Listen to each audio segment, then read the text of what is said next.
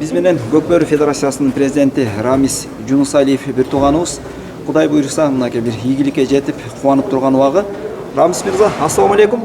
Алейкум ассалам. Жеңиш кут болсун. Рахмат, бирге болсун. Ар кандай жагдайлар болду. Кээ бир учурларда да интер албаганга туура келген учурлар болду. Команданын дайындыгына арты-беркиге байланыштуу. Эми ушул көчмөндөр 5-дүйнөлүк көчмөндөр оюндарына даярдык кандай болду? Башынан баштагансыз. Ассаламу алейкум, урматтуу мекендештер. Баарыңыздарга белгилүү болгондой, быйыл ушул Астана шаарында 5-дүйнөлүк көчмөндөр оюну белгиленген.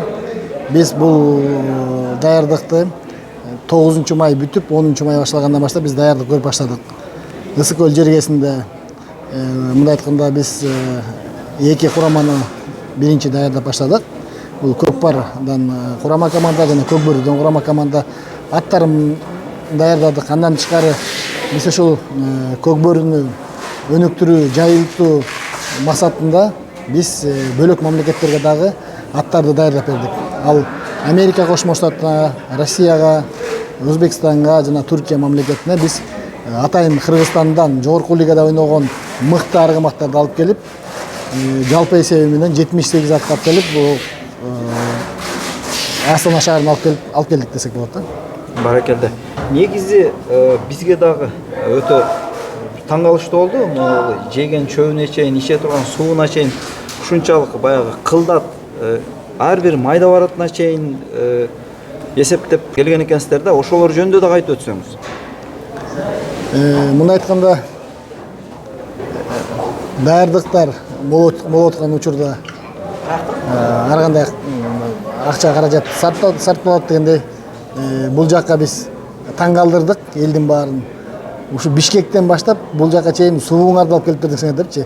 Биз ошол 78 ат алып келдик, анан бул жакка чейин бир нече жолу балдарыбыз келип кеткен.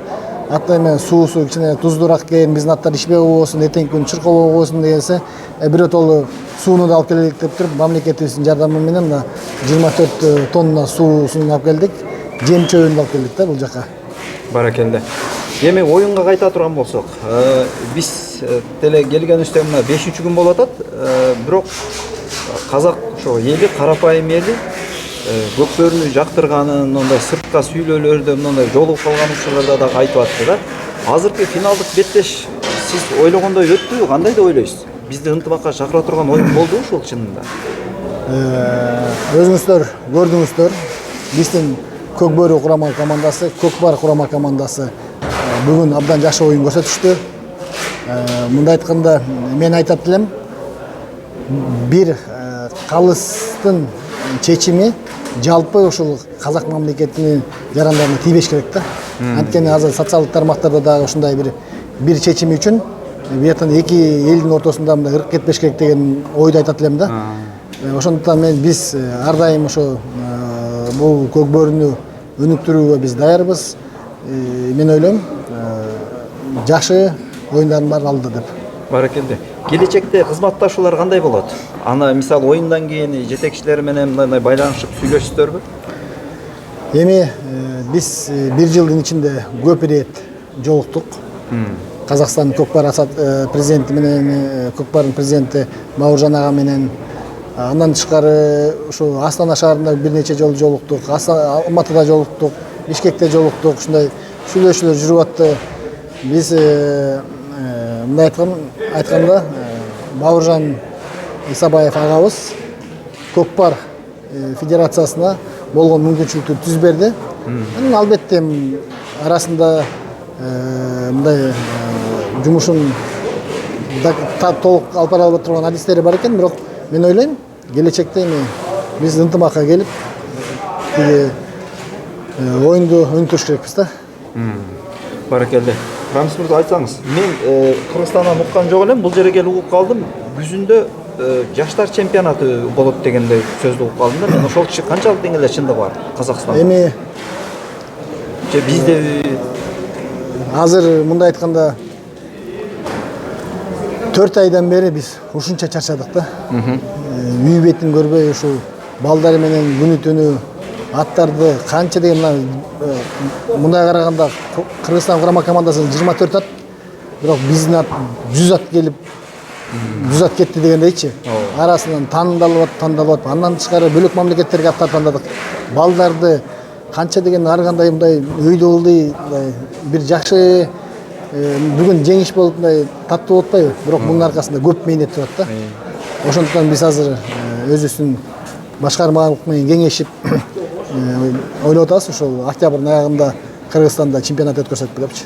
Ал Кыргызстанда өтөт. Кыргызстанда.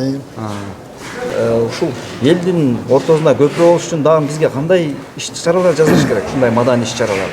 Биз Казакстанда коллегаларга айтып атабыз. Сиздердин балдарыңыздар келип бизде ойносун. Биздин балдар келип сиздерге ойносун. Келди, бир кылалык. Силердин 4 командаңар келип бизге ойносун. Кыргызстандан биз Казакстанга келип ойнолок 4 команда. Клубный системаны өнүктүрөлүк. Сборный менен ойнотолук. Молодежный сборный менен ойнотолук. Бири-бири менен катыштыралык. Ошондо моундай анча-мынча пикир келишимсиздер чыкпайт да. Эгерде биз ар дайым мындай тыгыз байланышта болуп турсак, 6-7 жылда бир жолу жоксак, сөзсүз ушундай бир туура эмес нерселер болот да.